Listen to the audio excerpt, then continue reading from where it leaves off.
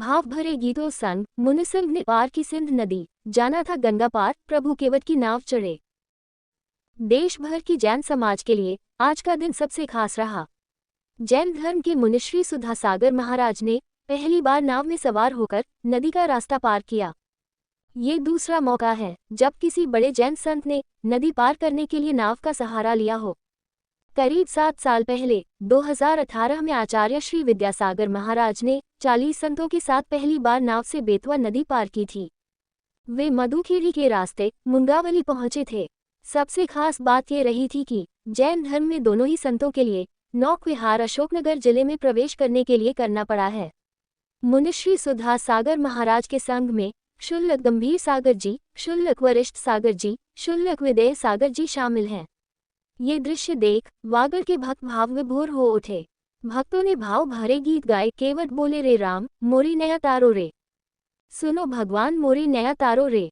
भक्तों ने श्रीफल भेंट कर निवेदन किया कि गुरुदेव वागड़ में भी पधारे, राम मोरी नया तारो रे। मुनिसंघ ने सिंध नदी के इस पार झीला गांव में प्रवेश किया। नदी पार करने से पहले श्री भक्तामर स्तोत्र का पाठ हुआ। इसके बाद मुनि संघ ने नौक से नदी पार की। यह विहार अशोकनगर की ओर हो रहा है। देश भर से आए श्रद्धालुओं ने ये दृश्य देखा तो उन्हें आचार्य श्री विद्यासागर जी महाराज की याद आ गई, जब उन्होंने भी मुंगावली के लिए विहार करते समय नौक विहार किया था। बड़ौदिया जैन समाज के श्रद्धालुओं ने पंचकल्याणक प्रतिष्ठा महामहोत्सव में गुरुदेव से सानिध्य देने का निवेदन किया।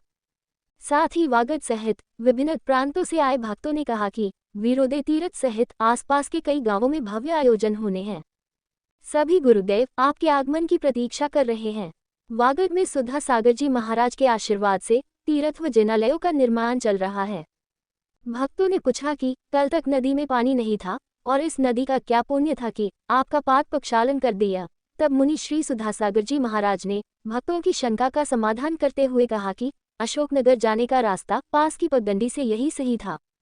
पहले रास्ता खुला था, फिर सिंध में बड़ा जल स्तर। उस दिन बताया गया कि नदी का पानी पिंजों तक है। रात को बारिश हुई तो पानी घुटनों और कमर तक पहुंच गया। तब ऐसा लगा मानो सारी परिस्थितियां नदी ने ही कराए हों। अगर पहले ही बताया होता कि पानी सिर तक है तो रास्ता बदल देते। उन्होंने कहा कि चतुर्थ काल में या 50 वर्ष पहले नदी पर पुल नहीं होते थे। जो निमित्त बनता है उसी के अनुसार शास्त्रों में नौकयान का उल्लेख आया है।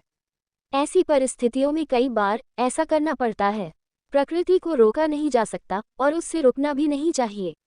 मुनि श्री ने स्पष्ट किया कि उन्होंने नौक विहार नहीं किया। सरकार ने जो रेस्क्यू नाव बाढ़ में फंसे लोगों को निकालने के लिए रखी होती है, उसी संकटमोचक साधन का उपयोग किया गया। ये नौक घूमने के लिए नहीं, आपातकाल में उपयोग की जाती है। हमने भी आपातकाल में संकटमोचक साधन से नदी पार की है।